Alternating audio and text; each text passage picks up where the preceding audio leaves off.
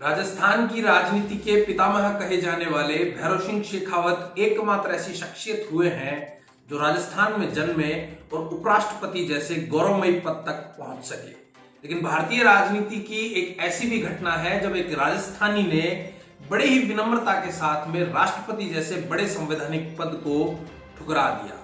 आज का किस्सा उन्हीं के नाम। नमस्कार, मैं हूं अभिषेक और आप देख रहे हैं पाक इंडिया।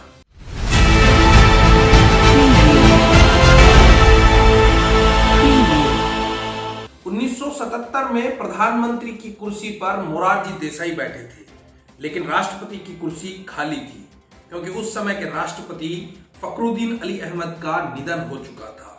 श्री बीडी जत्ती कार्यवाहक राष्ट्रपति के तौर पर काम कर रहे थे। ऐसे में मोरारजी सरकार को देश का अगला राष्ट्रपति चुनना था। सत्तारूढ़ जनता पार्टी की संसदीय दल की बैठक हुई और राष्ट्रपति पद के लिए उम्मीदवारों के नाम पर चर्चा होना शुरू हुआ।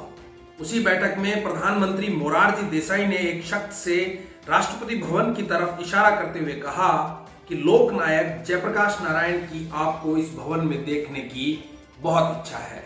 यूं तो वह शख्स खुद उस बैठक में जेपी के प्रतिनिधि के तौर पर ही शामिल हुआ, लेकिन जब मोरारजी ने सब लोगों के सामने जेपी की इच्छा रख दी तो उस बैठक में बाकी सब अन्य नामों पर विचार करना खत्म हो गया।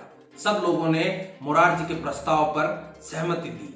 जिस शख्स पर विचार चल रहा था, खुद वह शख्स जब खड़ा हुआ और उसने कुछ ऐसा कहा जो भारतीय राजनीति की एक अनोखी घटना बन गई। उस शख्स ने मोरारजी के प्रस्ताव पर हाथ जोड़कर क्षमा मांगते हुए कहा कि मैं गांधीवादी हूं और मैंने जीवन भर किसी भी सरकारी पद को ना लेने का संकल्प ले रखा है। ऐसा कहकर बड़ी ही विनम्रता के साथ में उन्होंने राष्ट्रपति जैसे पद को ठुकरा दिया। शख्स का नाम है सिद्धराज डड्डा, जिनका जन्म फरवरी 1909 को राजस्थान की राजधानी जयपुर में हुआ। सिद्धराज डड्डा हीरालाल शास्त्री के नेतृत्व में बनी राजस्थान की पहली सरकार में उद्योग मंत्री थे। राजनीति में रहते हुए जब उन्होंने राजनीति के दाव पेचों को देखा तो उन्होंने राजनीति से तौबा कर लिया।